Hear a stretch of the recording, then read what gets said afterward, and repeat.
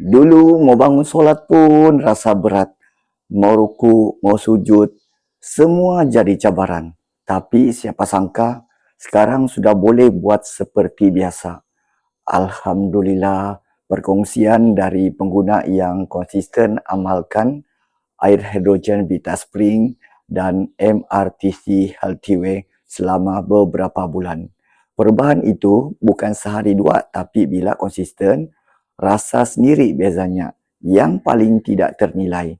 Bila dapat kembali nikmati ibadah dengan tenang, lebih-lebih lagi di bulan penuh barakah ini. Semua dengan izin Allah. Kami hanya berkongsi pengalaman.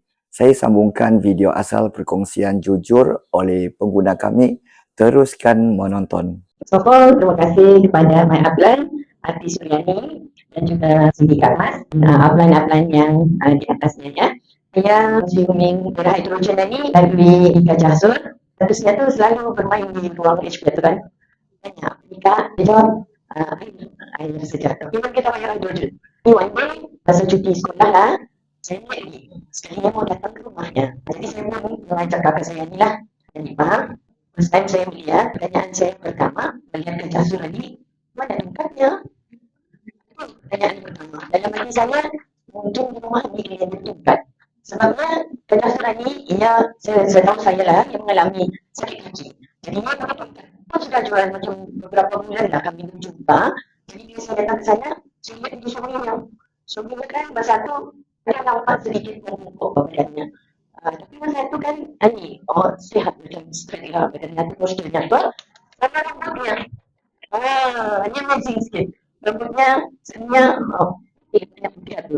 Tapi ini ada yang hitam sedikit. Dia pun rasa habis. Jadi bila masa tu MCD buat tunjuk dan dia pun ada di sana. Lepas tu di sana cakap ini asbab dia di kanan membuang tempatnya sebenarnya dia memakai air hidrogen.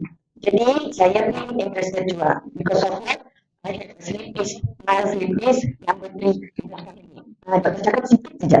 Walaupun sikit, sakitnya mauzubillah. Sampai menyebabkan saya boleh sembahyang seperti biasa. Bulan 12, Allah angkat.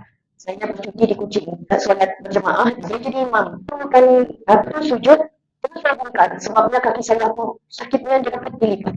Yang satu, bukan matilah, tapi dibiarkan ada sakit satu. Jadi apabila berjumpa dengan Jasur menerangkan, jadinya saya pun memulai pada 21 hari bulan 9 2025.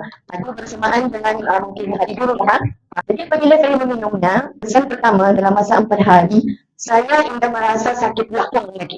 Dalam kesan 4 hari saja.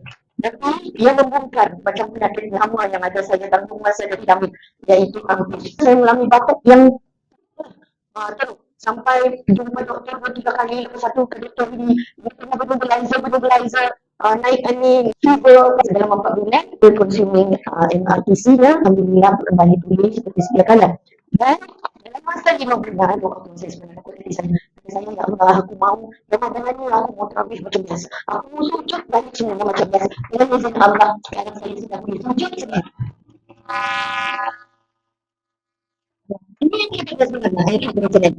Walaupun ada rasa sakit sikit, tapi kita mesti yakin yang katanya tu boleh sehat. Dengan ikhtiar meminum air hidrogen ini, insyaAllah katanya akan sehat. Sudah sehat, semua berdaya. InsyaAllah.